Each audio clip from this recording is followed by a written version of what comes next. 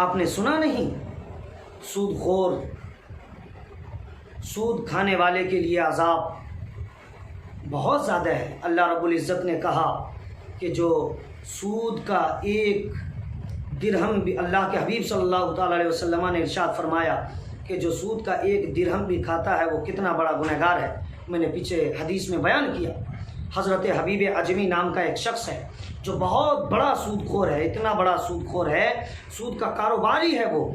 जब सूद के रुपए कहीं लगाता है वो सूद पे, तो उसके यहाँ से वो सूद का रुपया तो लेता ही है, लेकिन उसके घर आने जाने में जो किराए खर्च होते हैं, जो भाड़ा खर्च होता है, वो भी उससे वसूल कर लिया करता है। हबीब अजमी की बेगम साहिबा यानी उनकी मोहतरमा ने बार बार उन्हें समझाया कि मेरे शौहर नामदार, ये बहुत बुरा कारोबार है, ये बहुत ख़तरनाक बीमारी है, आप इन चीज़ों को छोड़ दीजिए, आप सूद का कारोबार मत कीजिए, इज्जत से जो कमाएं आप उन्हीं पैसों में आप संसार चलाने की कोशिश करें। लेकिन हबीब अजमी ने अपनी बीवी की बात एक न सुनी। हबीब अजमी एक शख्स को सूद पे रुपया देता है, इत्तेफाक की बात है वो शख्स सूद पे रुपया लेने वाला लेके गया, घर में वो भी रुपया खर्च हो जाता है, लेकिन अपनी बीवी और बाल बच्चों से कहता है कि अब मुझे बाहर को जाना पड़ेगा, इसलिए कि रुपए कमाने की ज़रूरत है, घर भी चलाना है, औलाद की परवरिश भी करनी है, और जो हबीब अजमी से मैंने सूद पे रुपए लिया है उसे भी वापस करना है। लेकिन जाते वक्त में वो बकरी का एक सर देकर वो चला जाता है कि इसे बनाकर खा पी लेना। इत्तेफाक की बात है वो हबीब अजमी सूद का रुपया लेने के लिए उस शख्स के घर पहुंच गया। पता चला कि वो शख्स बाहर प्रदेश को चला गया है रुपया कमाने के लिए। अब मोहतरमा उस शख्स की बीवी ने अपने बच्चों से कहा था, जब बच्चों ने पूछा, ए अम्मी जान बताइए ना ये बकरी का सर किसके लिए है, ये कौन खाएगा, तो उन बच्चों की माँ ने कहा था कि बेटा तेरे अब्बा जान ये बकरी का सर देकर गए हैं, इसे मैं मोहब्बत से प्यार से बनाऊंगी और बेटा तू खाएगा। तेरे पापा के ऊपर कर्ज है, तेरे बाप के ऊपर कर्ज है, तेरे वालिद साहब कर्ज में डूबे हुए हैं, सूद में पैसा उठा चुके हैं, इसलिए उन्हें परदेश जाना पड़ा है। इतना कहना था, हबीब अजमी जाके पहुंचा है। अब वो ये कहता है कि मुझे अगर सूद का रुपया ना मिला, एक्स्ट्रा जो मुझे बोनस मिलता है, बेनिफिट्स मिलते हैं, वो अगर नहीं मिला तो मुझे आने जाने में जो रुपए खर्च हुए हैं उसके एवज भी कुछ न कुछ रकम देने होंगे, या उसकी कीमत के बजाय कोई सरो सामान देना पड़ेगा।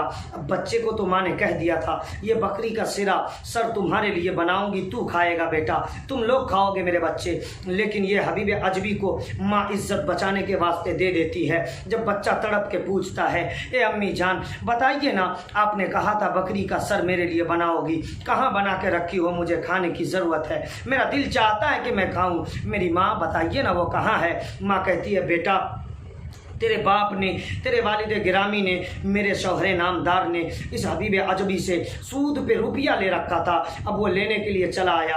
अगर मैं बकरी का सर उसके आने जाने के किराए के एवज में ना दी होती तो वो यहाँ तोड़ फोड़ किया होता, वो यहाँ हमें रुस्वा व जलील करने की कोशिश किया होता, इसलिए मैंने वो बकरी का सर उसे किराए भाड़े के तौर पर उसे जो रुपया खर्च हुआ था उसके एवज में और बदले में मैंने दे दिया है। हबीब अजमी लेकर वो जाता है, अपनी मोहतरमा के हवाले करता है और ये कहता है कि बेगम साहिबा ये बकरी का सर आज सूद के रुपए जो मैं उठाने जाता हूँ उसके किराए खर्च जो होते हैं उसके एवज में दिया गया है, इतने उम्दा ढंग से और तरीके से बनाओ कि खाने का आज मज़ा मिल जाए। बेगम साहिबा ने बना दिया। हबीब अजमी कि जब खाने का वक्त आया, बेगम साहिबा ने उस पतीले को, कढ़ाई को उठाकर बेगम साहिबा देती है। हबीब अजमी देखता क्या है कि वो पूरे कढ़ाई में जो है वो शोरबे के बजाय पूरा खून से वो कढ़ाई लबरेज है, पूरा जो है बर्तन खून से लबरेज हो चुका है।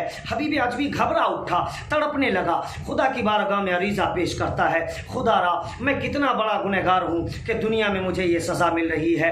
अचानक उसे तौबा की तौफीक नसीब हो जाती है, तौबा करने के लिए चला है, एक अल्लाह वाले की बारगाह में जा रहा है। रास्ते में चंद बच्चे रास्ते में खेल रहे हैं, गर्दो गुबार उड़ा रहे हैं, धूल मिट्टी उड़ा रहे हैं। हबीब अजमी को देखकर वो बच्चे किनारे खड़े कहते हैं भागो भागो, हबीब अजमी आ रहा है, इतना बड़ा गुनहगार है, अगर उसके दामन की हवा हम लोगों को लग गई तो हम लोग भी जहन्नमी ठहरेंगे। इतना सुनना था। हबीब अजमी और भी घबरा गया, कहने लगा कि अल्लाह रब्बुल इज़्ज़त की बारगाह में अरीज़ा पेश किया, खुदा रा परवरदिगार परवरदिगारा, मैं कितना बड़ा गुनहगार हूँ कि हमारे गुनाह से छोटे छोटे बच्चे भी दूर भाग रहे हैं। अब वो बच्चे तो दूर भाग गए, हबीब आजमी आगे गया, तौबा करने के लिए जहाँ जाना था, जिस वली की बारगाह में जाना था, वहाँ पहुँचा। पहुँचकर जब तौबा करके लौटता है, अब वही बच्चे रास्ते में खेल रहे हैं। रास्ते में खेलने वाले बच्चे अब ये कहते हैं कि देखो हबीब आजमी जब जा रहा था वो गुनहगार था, लेकिन जब वो वापस आ रहा है तो अल्लाह के वली की बारगाह से वो तौबा करके लौट रहा है। उसका दामन साफ व शफाफ हो चुका है, साफ व शफाफ हो चुका है, पाको साफ हो चुका है, बिल्कुल वो पाकीज़ा दामन लेके आ रहा है। अब ज़रा अदब से हाथ बांध के खड़े हो जाओ। क्यों ना हबीब आजमी की शान में अगर अदना से भी गुस्ताखी हो गई ना तो हम लोग जहन्नमी करार पाएंगे। इसलिए अब वो बच्चे जो है अदब से खड़े हो जाते हैं। हबीब आजमी इतना बड़ा सूदखोर, सूद का कारोबारी कि उसे दुनिया में अजाब दिया जा रहा है, बर्तन शोरबे की जगह खून से लबरेज है, लेकिन तौबा कर लिया खुदा की बारगाह में तो अल्लाह रब्बुल इज़्ज़त ने उसकी तौबा कबूल फरमा ली और वो अल्लाह के वलियों में शुमार किया गया। इसलिए मैं आपसे ये कहना चाहूँगा कि आप शराब पीते हो, आप जुआ खेलते हो, आप चोरी करते हो, आप जना करते हो, आप डकैती करते हो, आप झूठ बोलते हो, आप गरीबों को सताते हो, घबराने की जरूरत नहीं है। खुदा की बारगाह हमेशा के लिए तौबा का दरवाज़ा खुला है। लौट जाओ खुदा की बारगाह में, तौबा कर लो, अल्लाह की बारगाह में रो, गिड़गिड़ाओ, तड़पो, बिल्को सिसको, इंशाअल्लाहुल अज़ीज़ अल्लाह रब्बुल इज़्ज़त की बारगाह से मुझे उम्मीद कभी है कि जब आप तौबा करेंगे अल्लाह रब्बुल इज़्ज़त आपकी तौबा कबूल फरमाएगा और आपकी बख्शिश फरमाएगा। आपने सुना नहीं अल्लाह के हबीब सल्लल्लाहु तआला अलैहि वसल्लम ने क्या इरशाद फरमाया, अत्ताइबु मिनज़ ज़ंबी कमल्ला ज़ंबला। अगर कोई शख्स गुनहगार गुनाह से तौबा करता है तो अल्लाह रब्बुल इज़्ज़त उसे ऐसा पाको साफ फरमा देता है जैसे वो अभी माँ के पेट से पैदा लिया हो।